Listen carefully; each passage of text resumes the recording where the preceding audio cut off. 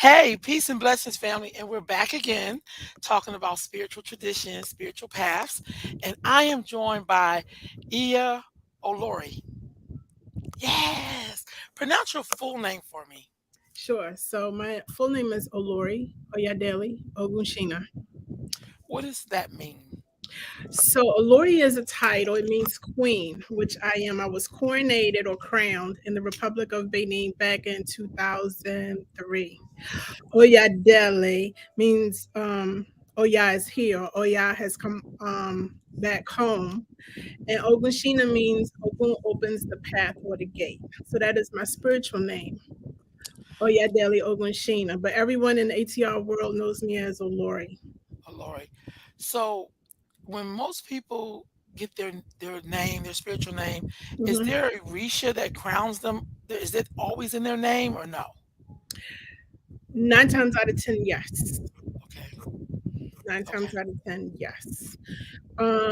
Sometimes you get your Orisha name, it is if it's divined upon and your head or your crown Orisha is known um, emphatically, then per the Odu, it may state that you are supposed to have this particular name. Some people don't receive an Orisha name until maybe they get initiated. So, each Elay runs things differently. It just depends on what that particular godparent wants to do for that particular godchild. Okay. Okay. So how did you first discover this whole tradition?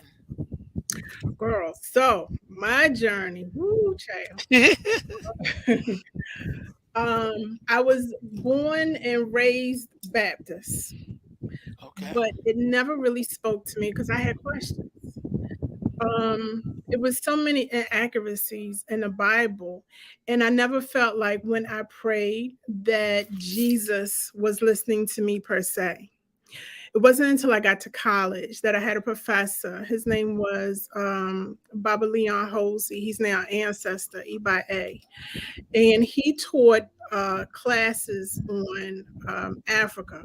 One of the classes was People in Politics of Africa, where he introduced to us African belief systems. He taught us to reprogram our thinking and stop calling it a religion because religion means that it's man-made and it's dogmatic. So he said it's a belief system, and he focused on at the time Akan, which is out of Ghana, um, Asar Asat, which is out of Kemet or Egypt, and the old schoolers used to call Isheshe Yoruba, and those were the main three. And so after I graduated from Coppin, because I'm a product of an HBCU, All right. Where'd you go? Coppin State in Baltimore, I went to All right. Virginia Union for 2 years in Richmond, and then I graduated from Coppin. All right. When I graduated from Coppin, I got a job down in DC, and this was in the mid 90s. And so I started looking for traditional houses to join. I specifically wanted a house where everyone looked like me. Okay. And so I went to and I saw a set service, and no shade to them, I was bored out of my mind. I was just bored. It was too laid back for me. I went to an Acon, which is an Akan service. Loved it, absolutely loved it. But it didn't call me as loud as Ishe Shay. And so I was on a journey to look for an Elay, which is a spiritual house in DC. Unfortunately, when you are a practitioner, sometimes you don't have the luxury of having your spiritual house in your backyard. So my first Elay was in New Jersey. But let me rewind. When I was in college, um, Baba Hosley decided to have an age grade society, which he said was comparable to Greek fraternities. He couldn't understand how Black folk wanted to be in a sorority or fraternity because, like Asa Hilliard said a long time ago, You suffer from double consciousness when you try to be a black Greek. There's no such thing. But I digress. So I got chosen to be a part of um, his female age grade society. And part of our initiation process was to go down to Sheldon, South Carolina, to Oyotunji African Village. And so he wanted to see how we would conduct ourselves in the African village if we could hang. And we went down there and I was hooked. You know, everyone there looked like us. People were speaking Yoruba and English. Um, Everyone had on African clothes. It was, you know, drumming and singing. Everyone was warm and welcoming. And I said, this is it. This is where I want to practice. And so fast forward to me moving to DC after college, I couldn't find um, a spiritual home that called to me. I found one in Jersey. After I left that particular house, I hooked up with an Oshun priestess in Maryland. Her name was Iya Oshun Bamake Aduke Ibae. And she became my godmother. And she was the epitome of Oshun, the epitome. And so, under her guidance and her tutelage, I was blessed to go back down to Oyotunji and get initiated into the Gungun Society. And then a year later, I was on a plane going to Dahomey, which everyone knows is Benin Republic, to get initiated to Oya. And then 9 months after that, I was back on the plane going back to get initiated to Shango. And so that has been my journey. I, after my godmother passed, I studied under a few priests, specifically Gromambo Angela Novayan Adayazo, who unfortunately recently passed, Iba. She was a high priestess in voodoo in Philadelphia, and she taught me a lot. And so dealing with her and meeting new people, I eventually met my current godfather, who is the former Araba to Ikiti State, Chief Bode Fashui. And I've been rocking with him ever since. Right on. And so So, that's my journey. so how many Orishas are you initiated to? So technically, I'm initiated to three: Oya, Shango, and Ifa. We don't consider the ancestors Orisha. Okay. So, but I am initiated to that Egbe or that society. Okay. So what's the difference between when you say egg bay or society? What does that mean? So back in the day, I'm talking about in the 70s and 80s and probably mid 90s, people used to call, they didn't use the term Egbe. They would say cult. And, you know, unfortunately, cult has a bad connotation. So it's probably been since maybe the 2000s that people stopped using the word cult and they use the term Egbe, meaning that society. When you are initiated to a particular orisha, if you go to a drumming or to a festival and they call for Egbe or Ya, then all of the Oya priests and priestesses would get up and dance, you know, show their reverence, etc. So that's the difference. Okay. Okay. So in your journey, have you come across like people who weren't really in good character? Girl. Ah, Because I know don't, that's the basis for, it's all about that good character. don't get me started. Don't get me started. And what did you do? I mean, like when you come across someone who's not in good character, how do you deal with that? Wow. So me, as a back in the day, I had no filter at all, none. As I get old, I'm trying to mellow out. I'm trying to think before I speak. But what I find disheartening is when you have male priests that prey on females. and they use fear, they use bullying, sexual harassment, um, to inflict their um, their bad ways on females.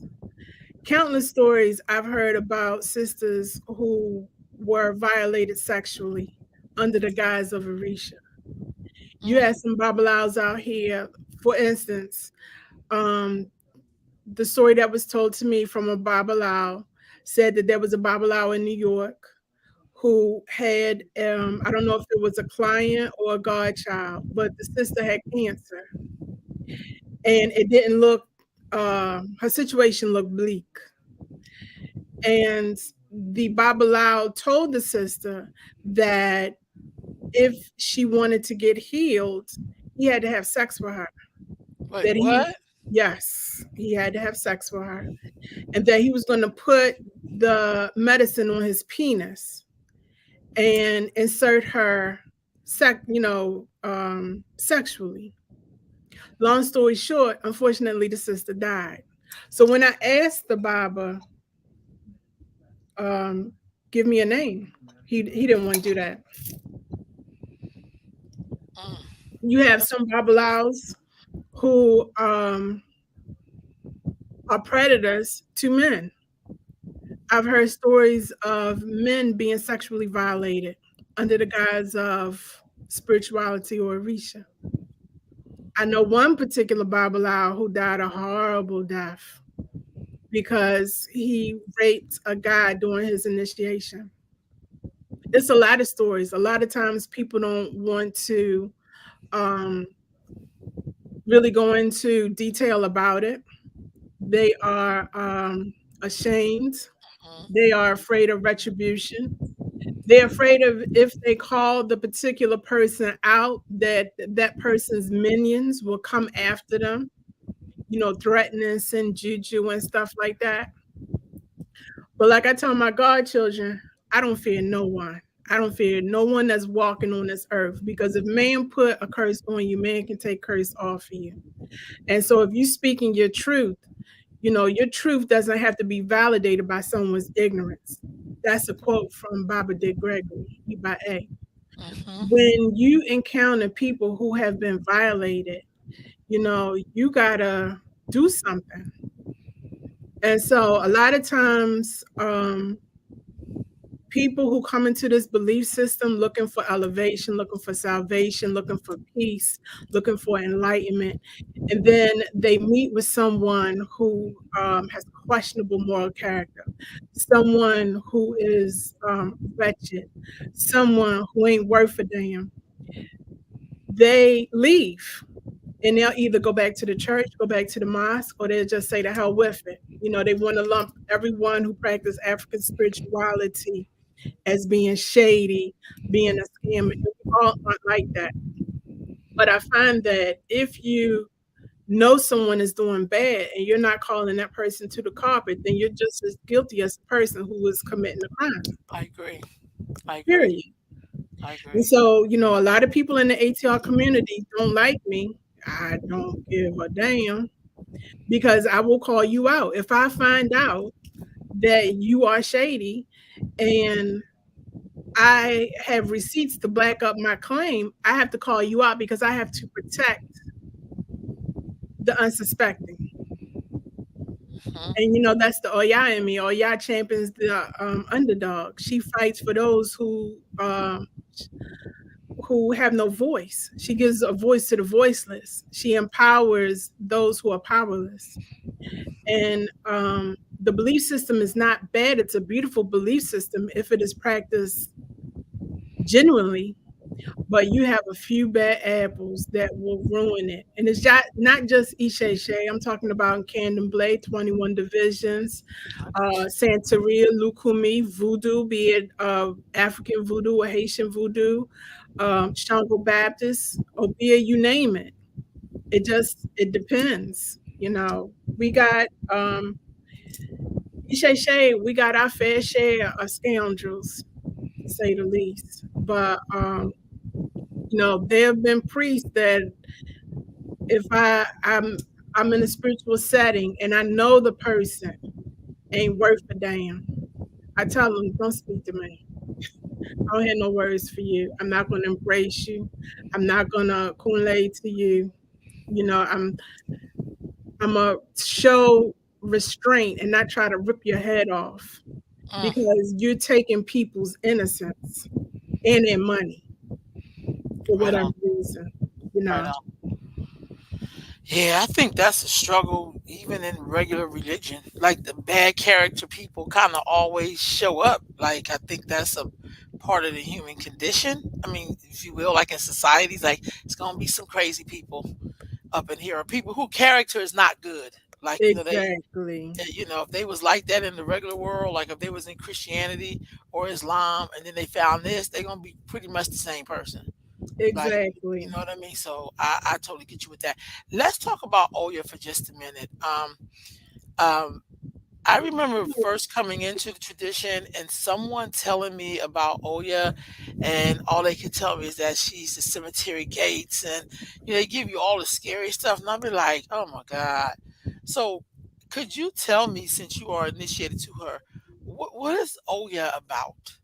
So it's Aya, Oh yeah. Aya, and her name literally means she tore. So she is the tempest. She is a water deity. Keep in mind, she's African, but over here we equate her, or she's been equated with the cemetery. So Oya governs over the um, Niger River. She was Shango's favorite wife. It is said that excuse me, it said that Shango cannot go into battle without Oya. She is from Iraq. She is a queen in her own right. She's the queen of the marketplace. So she is about her coins. She is about money. She is a very shrewd businesswoman. Oya is the mother of nine. So she gave birth to Egungun. Oya is the last breath you take before she ushers your spirit into the spirit world. Yah has the ability to call forth the dead or to send them back. She is good friends with Iku because she works alongside spirits. So a lot of people think that Oya is just this, tall Amazon who wears a beard and is scary. But Oya is graceful. Oya is a queen. Oya is beautiful. Oya is powerful. As I stated before, she champions the underdog. My elders in Dahomey told me that no one, specifically no Orisha, wants to go to war with Oya because they would absolutely lose. Oya is just that powerful. She is the wind that you feel um, on any given day. She can come in the form of a hurricane or tornado. Um, she's extremely, um, I don't want to say impersonable, but she's about business. Hmm. You call upon Oya when you absolutely need to get something done because I always tell my godchildren, if you need something done correctly, get a Omo Oya, which means child of Oya to do it. And it'll absolutely get done. She isn't about, excuses, a whole bunch of who shot John and what happened was. Right. She's about getting the job done. That is Oya. And so a lot of people are afraid of her because they really don't have too much information written about her from a Black perspective.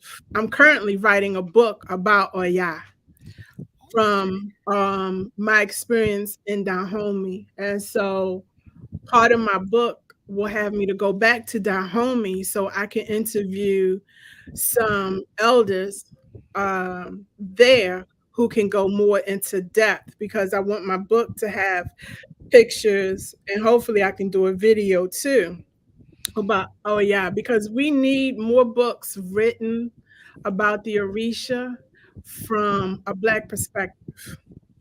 Right Her on. voice needs to be heard. You know, sometimes it gets a little disheartening. Everyone wants to be a child of Ashun, or everyone wants to be, you know, a child of Yemaja. Every male wants to be a Shango. Hmm. But, you know, when you talk about Oya, the only time they think about Oya is around Halloween. Oh That's wow. it. And it's like, no, you know, Oya, um, membership has its privileges. If she selects you to be a part of her egbe or her society, baby, you win. Because I don't know no broke Oyas. Right You on. know, my Oya has taken me wherever I want to go. I'll go to her and say, I would like to go here, here, and here. And she'll make it happen. So it's a lot of misconceptions about Oya. But I tell folk, unless you get on a plane and you go to the source where the belief system is practiced, you can only speculate about what you heard, Right thinking on. the truth. So with that being said, you brought up Dahomey. I wanted to ask you, did you see The Woman King at all? Yes, ma'am. I sure All enough right. did. So and you talked about Dahomey. I'm sorry, I made to show that again.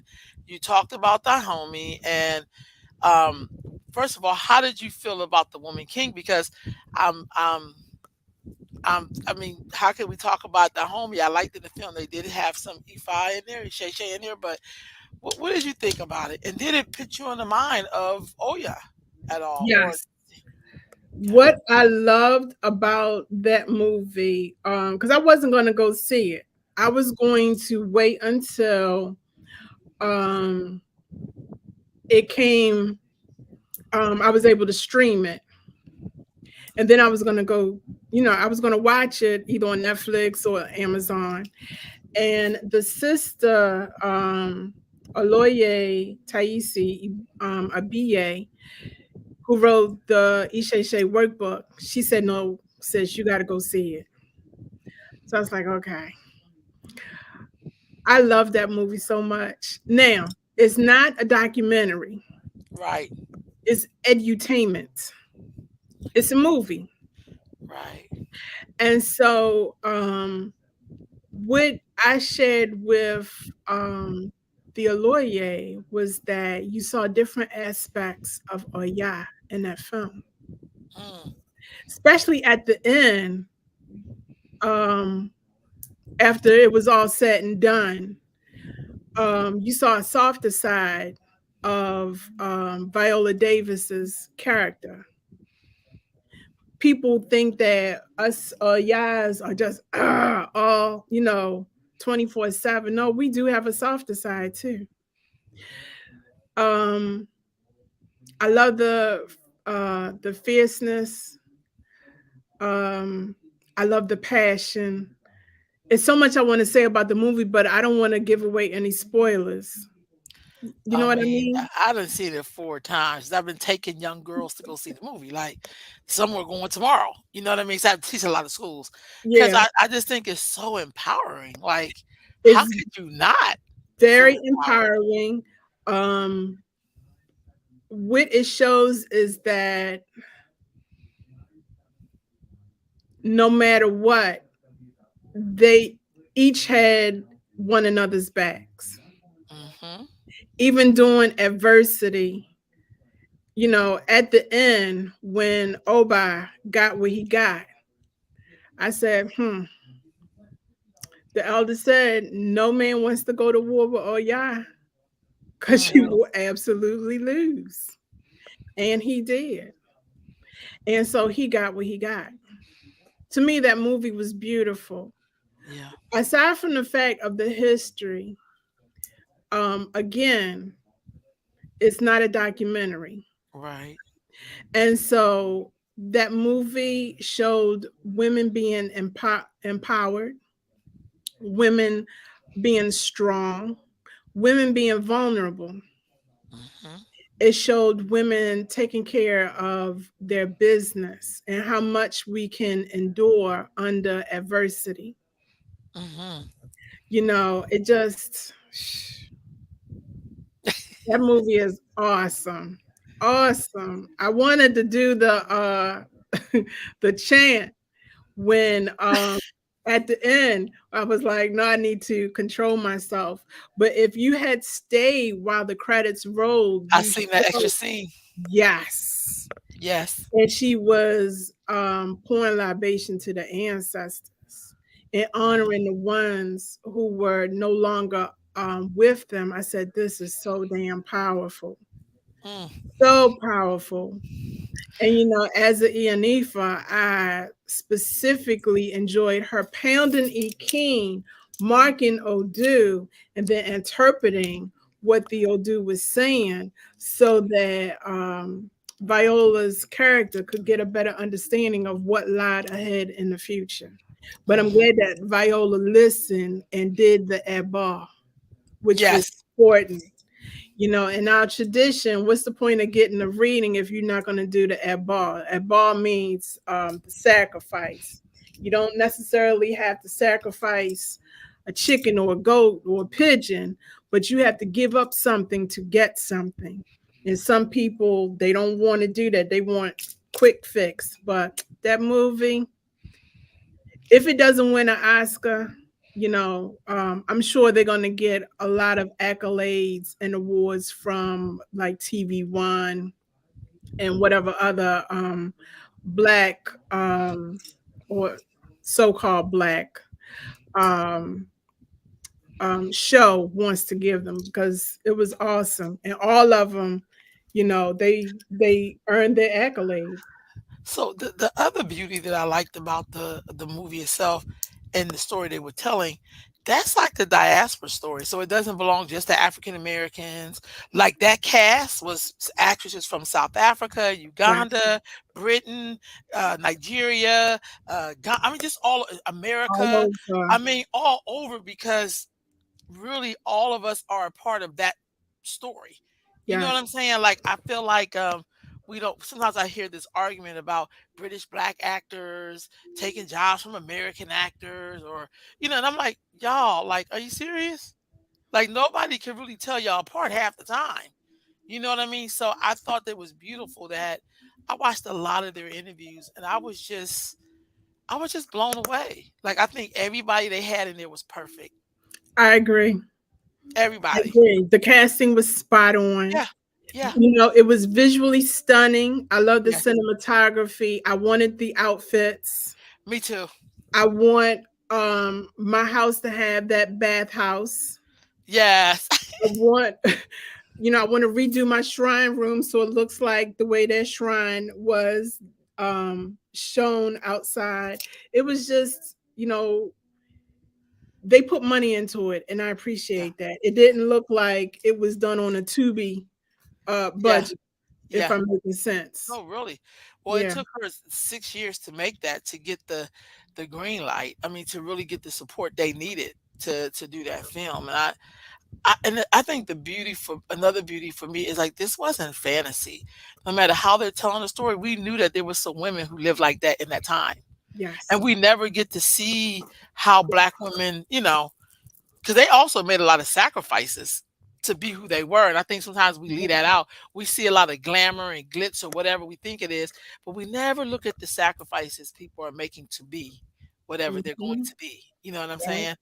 We just think it's like, I want to be a star, but you have no idea the sacrifices people go through to be Yep. where you see them shining. You have no idea. Exactly. How did you feel about the way they presented Isheshe in that? I loved it. I loved it because it wasn't they took the spookism out of Mhm. it and it was just very natural. And if you are a practitioner, if you are an E5 practitioner, you're like, girlfriend was spot on. Spot on. I really appreciate it because very rarely do we get to see anything like that and it's not done as a joke. is not, something to be made fun of. Like, look at them people with them nuts and the Yeah. board, what are they doing? Because Yeah. they never do that to Islam. No. They don't do it to Judaism. They Right. don't do it to Christianity. Right But on. they think that ATRs are meant to be the butt of, you know, jokes, and we're not. Our belief system predates Abrahamic religions by 5,000 years. Wow. We're not the Okay. Johnny come latelys at Right all. on. Right on. So when they were showing those particular scenes and you was in the theater, did you hear any comments? Because I heard a few comments each time I went. I'm like, some people just so ignorant. It was, you know what I'm saying? No, let me tell you, Okay. when I got there, I was like, damn, it was only four of us in the theater. Soon as they finished running like the what do you call it? The pre-shows. Previews. Yeah, Yeah, the previews. previews. It started to fill up. By the time they got to the first scene when the women were in the grass, Hmm. the theater was packed. Okay. Packed. And so you could hear a pin drop. There was applause where applause was warranted.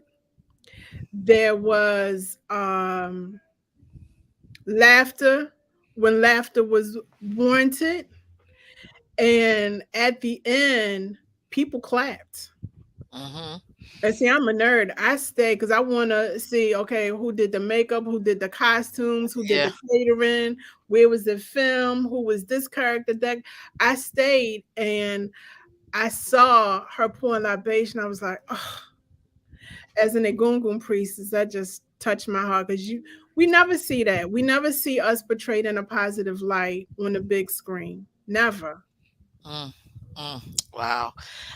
You mentioned Shango, Mm. that you are initiated to Shango.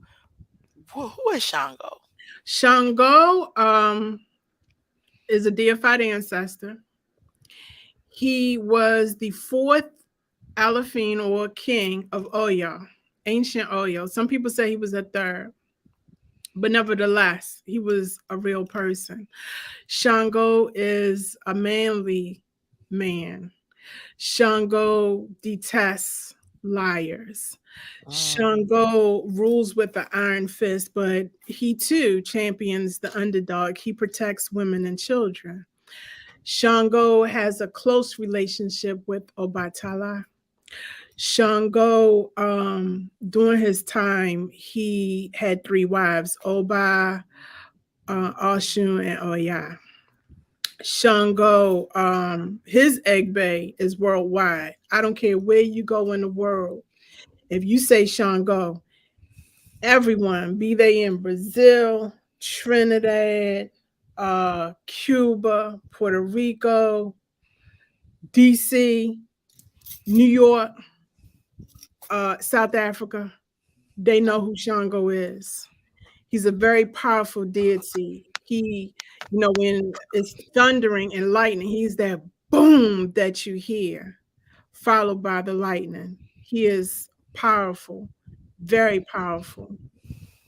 And he is a deity that you don't want to cross and get on their bad side. right on. Okay, you are initiated to Ifa. Hmm. So Ifa is the voice of Olodumare. Olodumare, in our tradition, is the creator. He is the supreme being. Ifa or Rumala is the witness of faith, the second to Olodumare. Hmm. In the pantheon, you would have Olodumare, and then Ifa, the Orisha, and then us. That's a loose translation Hmm. of the Okay. pantheon. Um, Ifa is he's the highest level that you can go when you are uh, getting initiated in our belief system. meaning you don't have any priests to Olodumare. There's no such thing. You either are an Olarisha, meaning you're initiated to the Orisha, you are Awo, which is male initiate, male Ifa initiate with 17 years or less of training, or you're a Babalao, which 17 or more years of training, or Ianifa. That's it. Um, I just had a brain fart. That's all right. Ifa is a way of life. So when people talk about Ifa, not only are they talking about the way of life, but they're also talking about Arumala as well. Okay. Okay. So let's look at. I know you said you are. Um, I don't want to say initiated because you said it's not like that, but to the Egungun. Yes, Egungun is ancestors collective. Okay. Okay. So what is that? So that would be spirits, ancestors. Okay. Um your Egun would be your immediate or your blood, like your grandma, your great aunt, your uncle, those who are in your blood. But Egungun is the ancestral collective. Gotcha. Gotcha. Hmm. So it do you find that there are a lot of people who belong to that society or no? Do you get chosen for that? Does that come up in reading? How do you know that you could belong to that or you get chosen for that to be a part of the Egungun society? So let me share a little story with you. Okay. When one of my best friends is the last wife of the first king of Oyatunji, Okay. and her name is Ashimbami. So Ashimbami, when she was living in Oyatunji, she had said that one day her and a couple of young priestesses were walking about, and they happened upon a plantation and a slave house. And I told her, shut up, don't say nothing else. I'm coming down the following weekend because I want to see it for myself. So I go down there, and we had to walk a country mile. That's putting it lightly, but we had to walk to get to this plantation. We get to the plantation. I see the houses on stilts, and I was in awe because you read about it in the books, but your school ain't gonna be like, okay, instead of going to King's Dominion, we're gonna go to a plantation. They don't Right. do that. Right. So I see the house, and I'm like, the moment I walk up to the house and I bend down, I see two children staring back at me. Wow. And I'm like, shit, y'all see these kids? And then I could hear people inside the house. So the people at the plantation had nailed the door and the window shut because apparently Ashambami and the priest they were leaving offerings of food and candle and drink for the spirits that Right. resided in that resided in that house. And I could hear the spirit say, let us out, we need some air. And I didn't have anything to try to pry open a nail. So when I came back down the steps, I see this old man leaning up against the tree, and he was smoking a pipe. And I was like, bruh. He was like, I can't do nothing, I'm old. And it dawned on me that I'm seeing and hearing spirits. So as we were walking, because we walked like in a big circle, I could hear drumming. I could hear the Africans um, talking to me, wanting to relate a story. Ashin Bami had brought her notepad and pen because she was writing everything down. She Mhm. was supposed to write a book about that plantation and the people on it. I could hear the Native Americans clear across on the other side of the river. And that whole experience, them spirits were jumping out of me. It was, you know, that scene in Ghost when Whoopi Goldberg was in her parlor Mm-hmm. and the ghosts were jumping in and out of her. Uh-huh. Maybe that was me. They Wow. wore me out.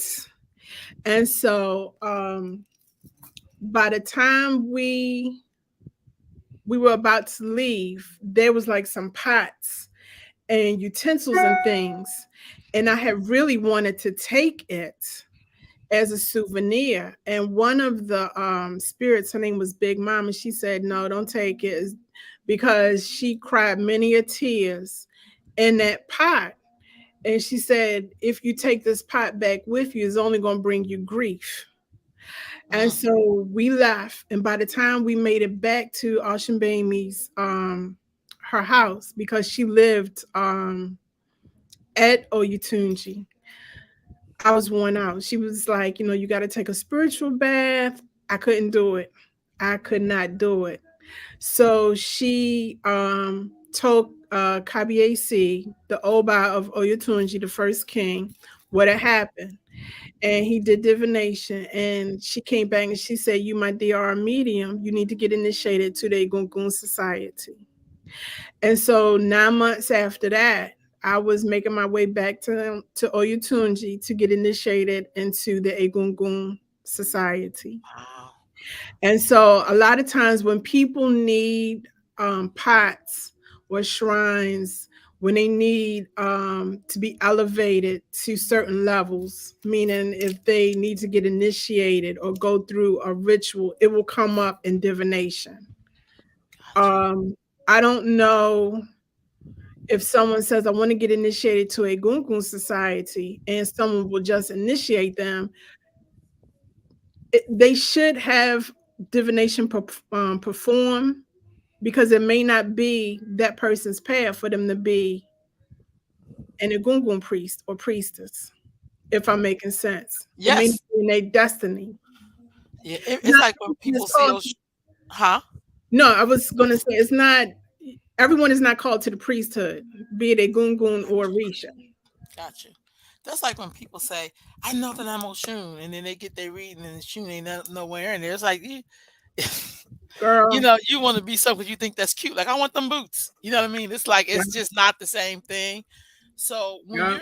when you are a gungun priest, what are your duties? What do you do?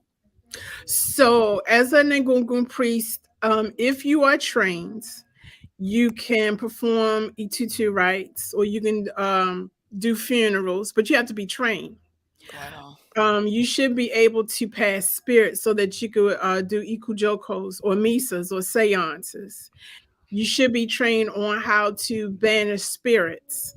You should be trained on how to spiritually clean someone's house, how to perform exorcisms and things like that, how to elevate spirits. So in my Elay, we do all of that. And when it's warm, um, we normally go to black cemeteries and we do ritual to send those ancestors to the light, because some people seem to think, well, when you die you automatically go to heaven. That's not the case. A lot of times you have people who are wandering spirits, they don't know that they're dead, and so it's almost like they in limbo, and you got to Mm-hmm. give them a little push and tell them to go to the light. I Right on. started once I got initiated. I was initiated in April of 98. um that summer, um I was back, matter of fact, in July, when James Bird, do you remember that brother? Yes, that was drugged to death. Yes. Mm-hmm. That hurt me to my core. And so what I did was I got with my godfather in Egungun and I said, I need to do some sort of appeasement for those who died during the Mayafa, those who died during enslavement. Mhm. those who died during Jim Crow, and Mm. those who died up to now, meaning James Byrd. And so this is when the internet just started to take off. I was able to print out. I got, and I still got it. It's a book about this thick of names going back to like the 1860s of Mm. men, women, and children who had died, um, either on plantations, lynchings, whatever. And it was a 3-day ritual. And I had put the call out to other Egungun priests. No one showed. And so Mm. it was me and my godfather. We were out doing um doing the ritual to send those souls to the light. Mm. And it was a powerful ritual. And I believe James Byrd name was probably the last name that I had called um after we had finished the ritual. Mm. And so Have you? I've been doing that, ongoing. So how often do you do it? Are you? In the summertime, we haven't had a chance this summer, unfortunately, because I've been so busy doing spiritual work damn near every weekend if I wasn't traveling. But last year, my godchildren will tell you, every Sunday we were in the cemetery uplifting spirits. So I do it as often because I've been tasked to go to black cemeteries first and send those souls to the light before I can go to other cemeteries or graveyards and worry about those African. And when I say African, I mean black folk. I get that. Yeah, African spirits. That's my primary focus is our people. Mm. Okay. Have you been to the lynching memorial No, in Montgomery, Alabama? no, we haven't gotten there yet because I mean Maryland has a lot of black cemeteries, and Hmm. so we still in Maryland. Wow. Wow. Yeah, it's a lot because my goal is to go every place where it's black cemetery. Because unfortunately, a lot of the black cemeteries and graveyards I are get that. forgotten. Mm-hmm. And so when we go, we do the best that we can, and we don't leave because I will divine and see, okay, have we successfully done what we came here to do? And a lot of times we got to come back and we got to do other things. We might have to sacrifice an animal or two, but we do what we got to do. Right on. I think that's important. I really do because I think there's so many stories there that we don't even know. Mm-mm. You know what I mean? So that's really really important work. Thank You you. you mentioned your elay. What is an elay and what is the purpose of an elay? So, Ile means spiritual house in Yoruba. The purpose of it is to groom the next generation of priests. So when I can't say when I retire, but when I'm no longer on this plane physically, then I'll feel confident that my godchildren can pick up the mantle where I left off. So in my spiritual house, I am training them to be the best priest that they can be within their capability. So Mm. they'll tell you I'm old school, I'm tough, but I'm fair. I don't cut corners. I don't make up rituals as I go. Um, I ask a lot, but I give a lot. Okay.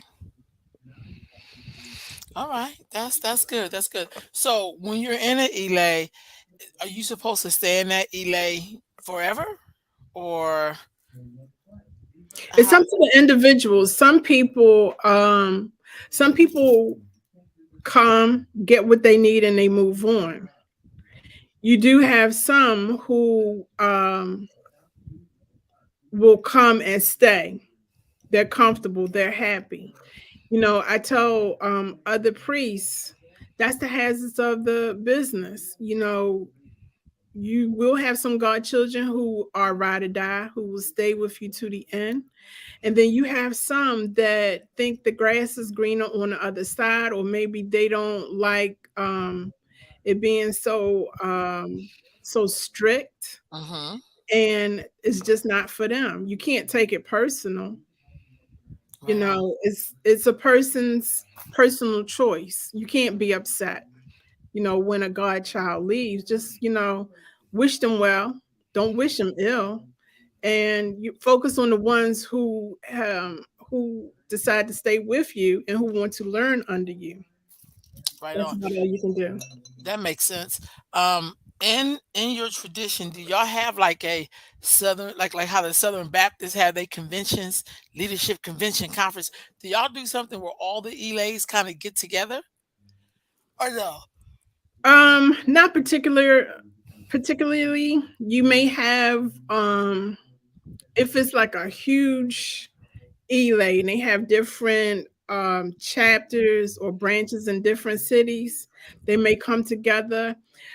I know in the DMV, which means DC, Maryland, Virginia, in that Right. area, we Mhm. have this thing called Sacred Healing Circle, where all of the ATRs will come together and it's like drumming, singing, people, you know, possessing or mounting their deities.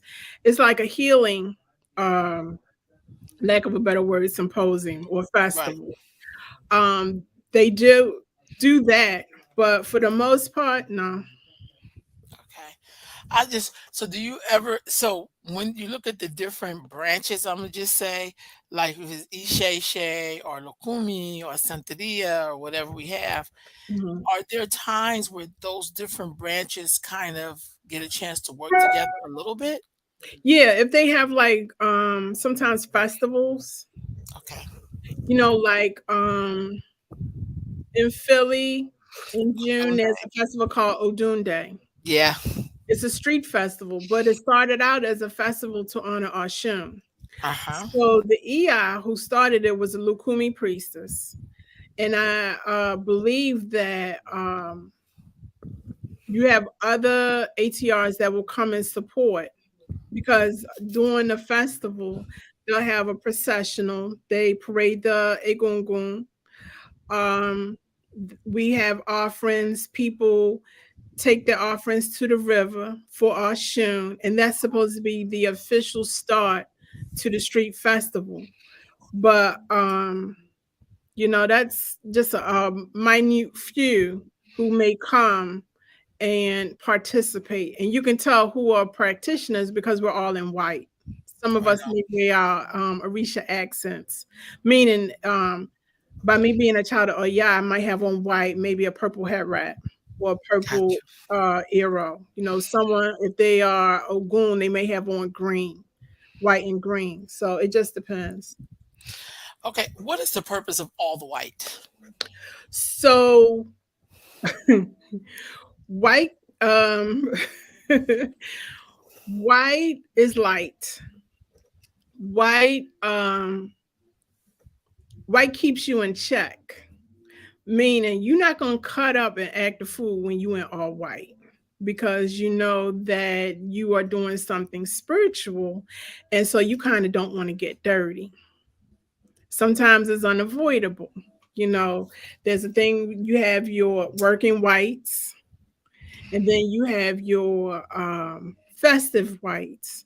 So when you see practitioners in all white, then you know that they um number one that they are ATR practitioner.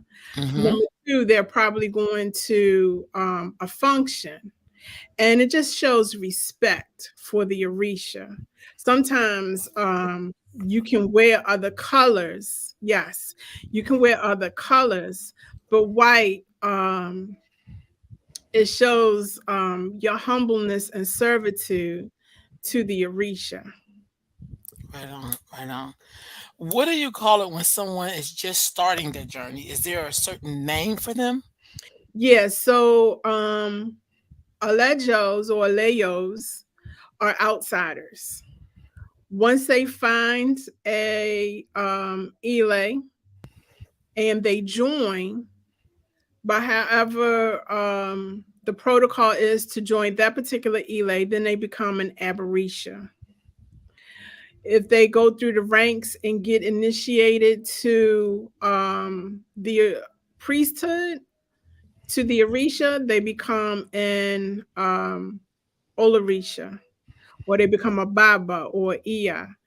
If they are called to Ifa, then they become an Awo or a Babalao or an Iyanifa in our tradition. Okay. What are the differences between all of those different traditions? Are there like little idiosyncrasies or are there major differences? Yeah, there's major differences. I remember a long time ago when I went to a fete. A fete is a festival or drumming in Haitian voodoo. Mm-hmm. And one of the loa came down. They said that the land would dictate how the religion will be practiced. And so, for example, take candomblé.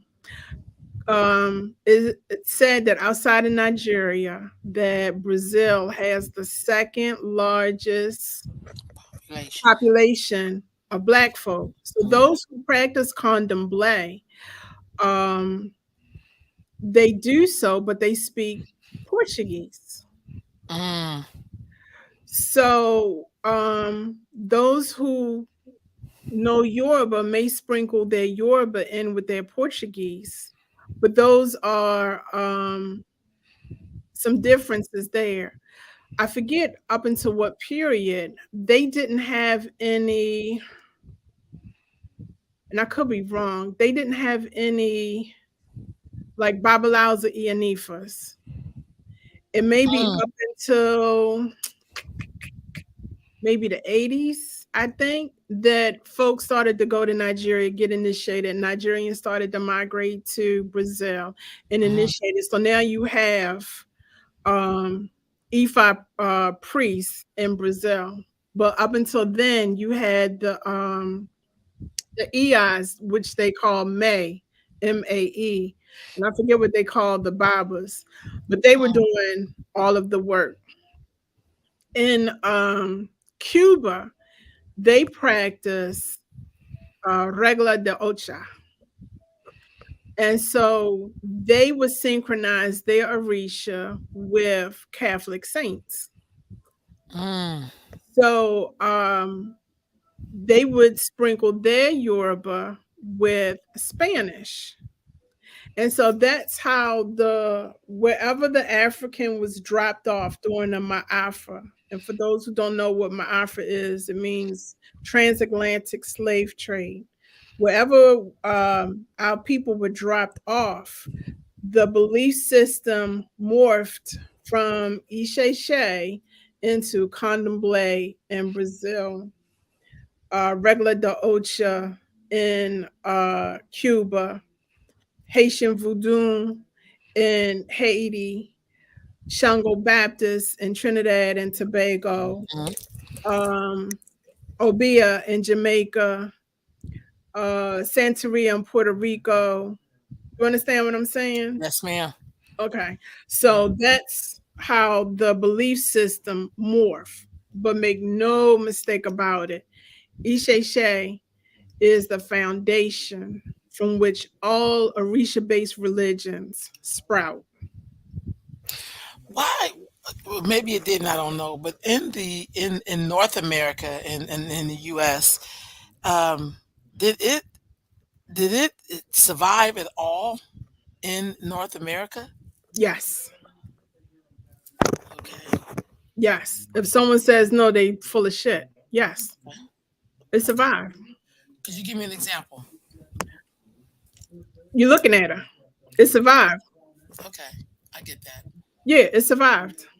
You know, when I was on my journey, and this is no shade to the Lukumi folk, I never felt the need to learn Spanish to practice an African religion. So I said, I'm gonna go to the source.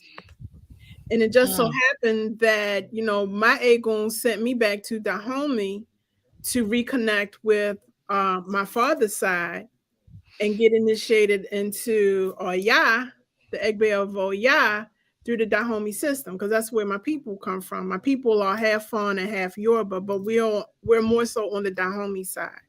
mm. Wow, that's beautiful. A couple of more Mhm. questions before we wrap up. Sure. Getting a reading. Hmm. Why is that important, and how often should you get a reading? I'm trying So, to remember the name for reading, but my brain went like divination, it's okay. divination. Thank you. It's okay. So, it's important because it sets, it gives you a blueprint on how you should conduct yourself and how you should live your life. Now, if Mm-hmm. you out here living foul, I suggest you get a reading once a month or a divination once a month. Right up. But if you are, just trying to find your way, you just want to make sure you are fulfilling your destiny, I say once every 3 months is appropriate. Or unless there's something big or major that's about to come up, maybe you are going up for surgery, or you're trying to get a job, you're trying to move, any kind of big life decision, you kind of want to get a divination on, Mm, just so you can avoid any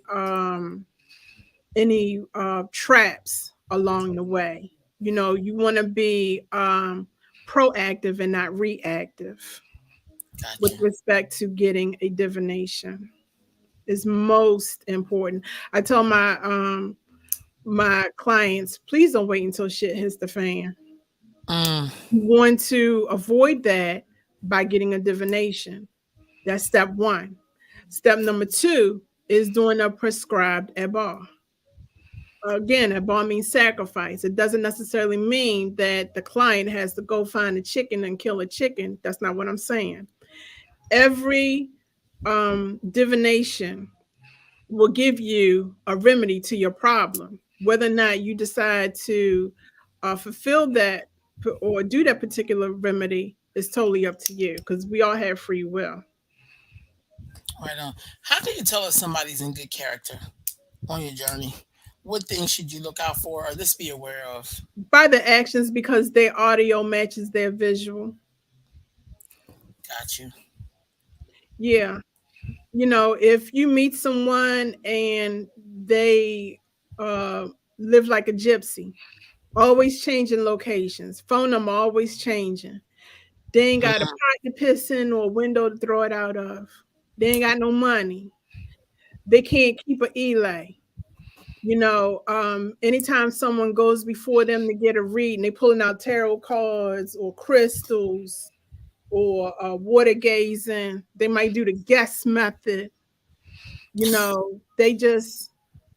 They don't look like they have Iwapweli, gentle character. They just look a hot mess.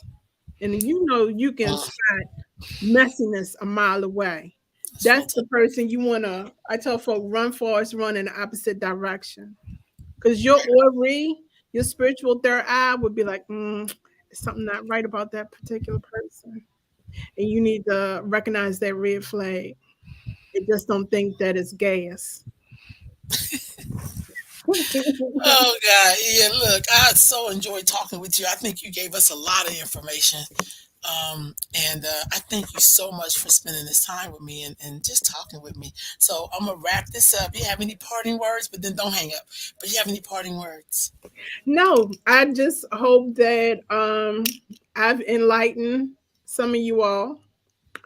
And feel free to reach out to me on Instagram. My handle is Afri_Bohemian_snob at Instagram.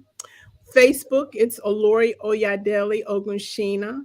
And my website is www.itsolori.com. Oh wow. And hopefully my book will be out by maybe the fall of next year. All right. Thank you so much for joining me. And y'all, I will see you Um, again. Peace